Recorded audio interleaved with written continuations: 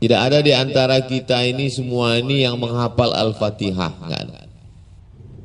Yang pernah menghafal Al-Fatihah angkat tangan, enggak ada.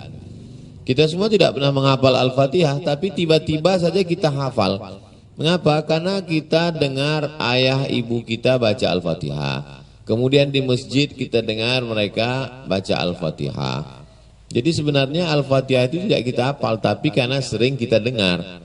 Begitu juga dengan Qul Huwallah, Qul Rabbil Falaq, Qul Rabbin Nas, ayat kursi, kemudian Wadduha. Itu rata-rata hampir tidak kita hafal.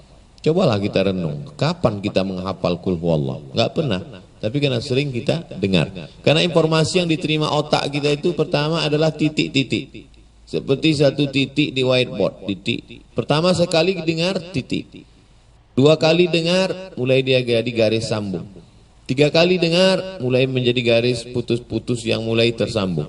Empat kali dengar menjadi garis tersambung tapi masih buram, abu-abu. Empat kali dengar mulai agak terang. Lima kali dengar mulai garis hitam. Begitulah dia diterima di kepala. Maka ketika adik-adik menghafal, biasanya kepala ini fresh subuh atau menjelang subuh, bangun awal jam 3 atau jam 2, tahajud, sholat sunat wudhu, sholat sunat taubat, sholat sunat tahajud.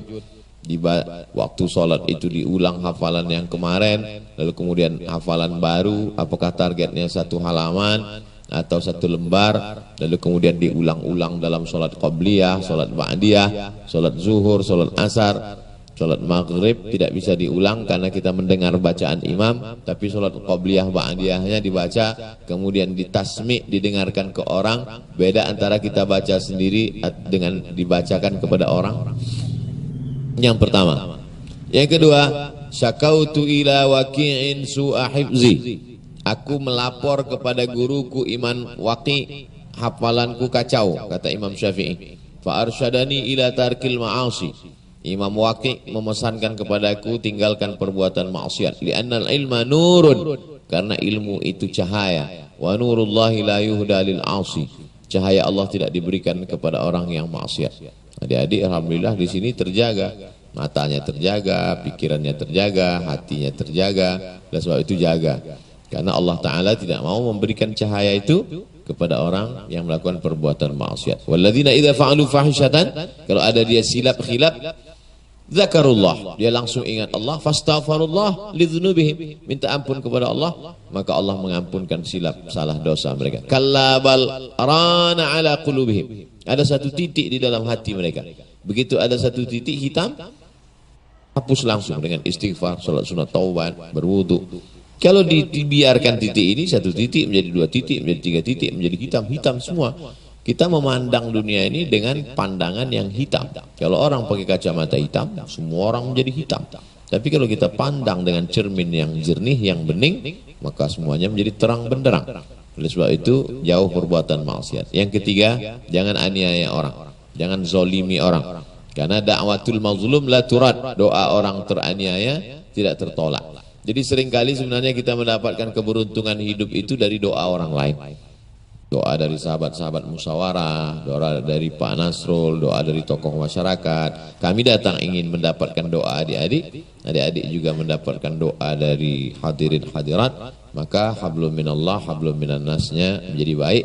Maka insya Allah jaga yang tiga ini, insya Allah hafalannya kuat. Mudah-mudahan menjadi para penghafal Al-Quran yang menjaga amanah Allah Ta'ala, menjaga Al-Quran. Na'udzubillah, ketika semua Al-Quran terbakar seperti yang terjadi di Baghdad saat serangan Mongol, Genghis Khan menghancurkan semua perpustakaan, dibakar sampai air sungai Tigris, sungai Efrat itu hitam karena Quran manuskrip tinta-tinta itu luntur dibuang, sampai kuda menyeberang dari sungai Efrat dengan sungai Tigris di belahan bumi Allah Subhanahu wa taala. Tapi kemudian mengapa Quran tidak hilang? Karena Quran ada di kepala.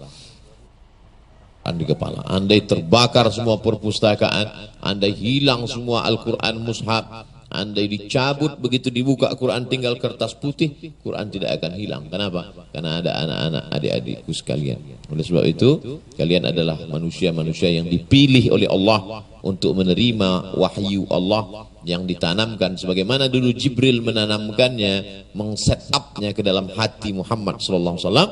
Nabi meninggal ada di dalam diri sahabat, sahabat meninggal pindah ke dalam tabi'in, tabi'in meninggal pindah ke dalam hati tabi'in, dan sekarang Quran itu bersemayam dalam hati kalian.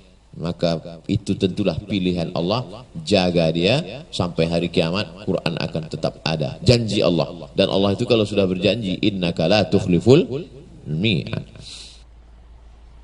Yuhibbuhum wa yuhibbuna. Ketika Allah cinta kepada mereka, mereka membalas cinta Allah. Wa may yartadda minkum an dinihi. Siapa di antara kamu yang meninggalkan Al-Qur'an ini, meninggalkan agama Islam ini, meninggalkan agama ini, apakah padam Islam ini? Tidak. Fasawfa ya'tillahu biqaumin. Allah akan ganti dengan sekelompok orang. Bagaimana sifat mereka? Yuhibbuhum, Allah cinta kepada mereka. Wa yuhibbunah, Allah balas cinta mereka. Lalu kemudian mereka akan menolong agama Allah dengan nyawa dan harta mereka. Dan yang paling penting, la yakhafuna fillah laumata laim. Mereka tidak pernah takut sedikit pun terhadap orang yang mencela. Bahasa Al-Qur'annya laumata laim, mencela. Bahasa sekarangnya membuli, haters, caci maki, sumpah serapah. Mereka tak pernah takut. Karena takut mereka sudah habis untuk Allah. Sampai tak tersisa sedikit pun takut mereka untuk manusia. Untuk Covid ada sedikit. Tetap ikut protokol kesehatan. Wallahu a'lam.